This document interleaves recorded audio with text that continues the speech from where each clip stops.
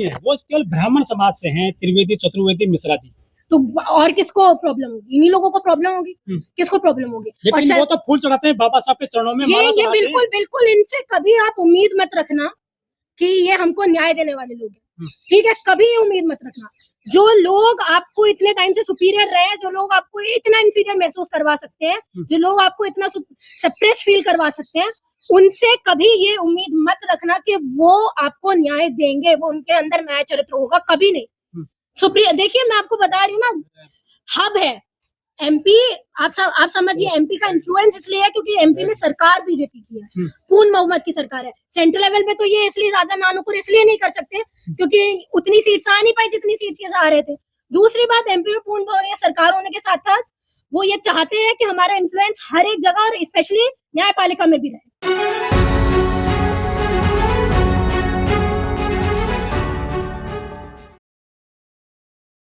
तो ये आपसे ही पूछ रहे हैं मालिक, ये बताओ क्यों लगेगी बाबा साहब की प्रतिमा? ये प्राइवेट प्रॉपर्टियां हैं क्या?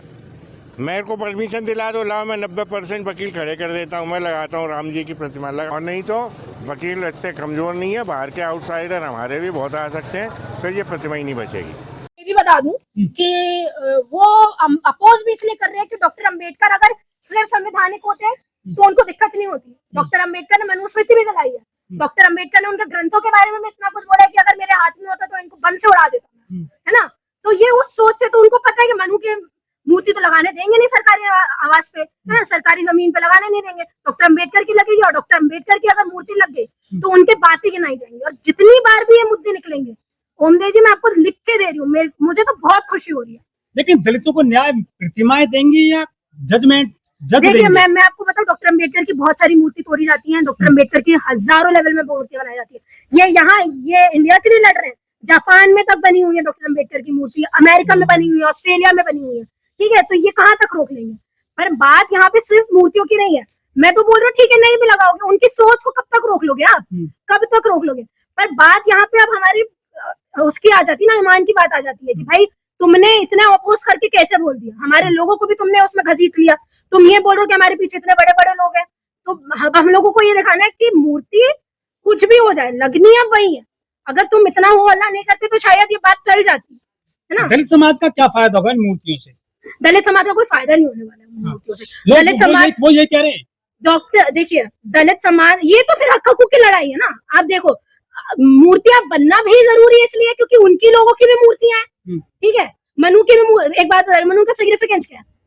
कोई मनुस्मृति लिखे ना, वो मनुस्मृति क्या है? वही तो, जिसको जला दिया गया, जो असंवैधानिक है ना, उसका सिग्निफिकेंस क्या है? उसकी मूर्ति आप लगा रहे हो, मनु की मूर्ति लगा रहे हो। और डॉक्टर अम्बेडकर को संवैधानिक है, डॉक्टर अम्बेडकर तो लॉ मिनिस्टर रहे हैं, तो सरकारी है वो, तो उनकी तो लगनी जरूरी है। और दूसरी बात मैं ये बोल रही हूँ कि मनु ने चाहे जो भी किया हो, मनु का सिग्निफिकेंस तुम्हारे धर्म के आधार पर है। डॉक्टर अम्बेडकर का सिग्निफिकेंस वो सिर्फ इंडिया से रिलेटेड नहीं है, वो वर्ल्ड से भी रिलेटेड है। तुम आज भी बाहर जाते हो तो डॉक्टर अम्बेडकर की बात करते हो। बड़ी बात यह है कि जो विरोधी हैं वो केवल ब्राह्मण समाज से हैं, त्रिवेदी, चतुर्वेदी, मिश्रा जी। तो और किसको प्रॉब्लम होगी? इन्हीं लोगों को प्रॉब्लम होगी। किसको प्रॉब्लम होगी? लेकिन वो तो फूल चढ़ाते हैं बाबा साहब के चरणों में। ये बिल्कुल बिल्कुल इनसे कभी आप उम्मीद मत रखना कि ये हमको न्याय देने वाले लोग हैं। ठीक है, कभी उम्मीद मत रखना। जो लोग आपको इतने टाइम से सुपीरियर रहे, जो लोग आपको इतना इंफीरियर महसूस करवा सकते हैं, जो लोग आपको इतना सप्रेस फील करवा सकते हैं, उनसे कभी ये उम्मीद मत रखना कि वो आपको न्याय देंगे, वो उनके अंदर न्याय चरित्र होगा, कभी नहीं। चाहे वो कोई भी हो, चाहे वो बीजेपी की हो, चाहे वो कांग्रेस की हो। बात कर रहे हैं, हमको काम चाहिए ग्राउंड लेवल पे। ठीक है, आप ग्राउंड लेवल पे काम करो। आप अगर जातिगत जनगणना की बात करवा रहे हो, ग्राउंड लेवल पे काम करो। मुंह बोली बात हमको चाहिए नहीं। और दूसरी बात, जो आपने मुझसे एक बात कही थी कि हमारे लोगों का भला क्या मूर्तियों से होने वाला है, तो बिल्कुल नहीं। आप लोगों को पढ़ाई में घुसना पड़ेगा, हमारे लोगों को यूनिवर्सिटीज में आना पड़ेगा।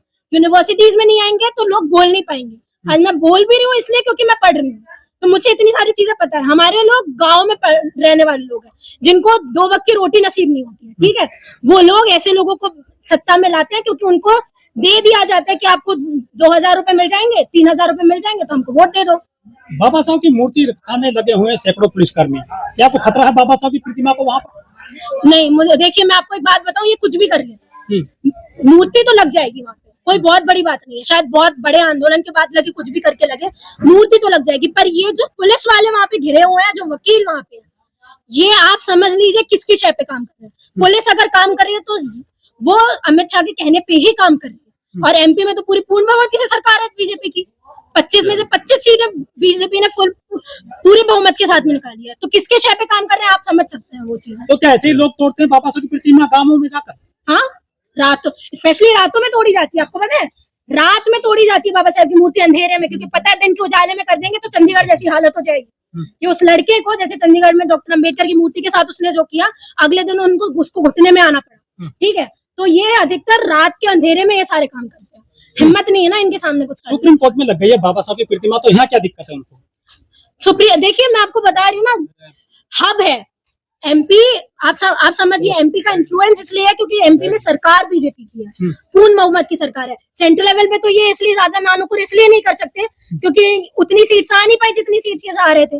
दूसरी बात, एमपी में पूर्ण बहुमत सरकार होने के साथ साथ वो ये चाहते हैं कि हमारा इन्फ्लुएंस हर एक जगह और स्पेशली न्यायपालिका में भी रहे। एक सवाल ये भी उठता है कि जो कोटे से चुने जाते हैं, बाबा साहब ने जो उनका आरक्षण दिया था, जो SC/ST के सांसद हैं, वो उसमें आवाज क्यों नहीं उठा रहे हैं कि बाबा साहब की प्रतिमा लगनी चाहिए? वहां पर जो विरोध कर रहे हैं लोग, उनका विरोध क्यों नहीं कर रहे हैं? मैं आपको बता रही हूँ, डॉक्टर अम्बेडकर ने रिजर्वेशन तो दे दिया है, डॉक्टर अम्बेडकर ने हम लोगों को जाने का हक तो दे दिया है, पर जो लोग, जो कांशीराम साहब को खतरा था ना, जो वो समझ रहे थे कि दूसरी पार्टी से वो जाएंगे तो वो चमचे बन जाएंगे, वही हुआ।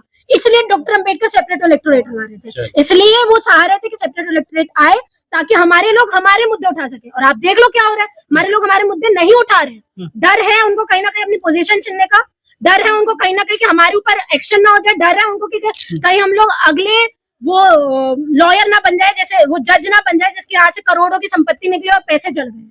तो उनको भी इस चीज का डर। ठीक, धन्यवाद। हाँ भाई।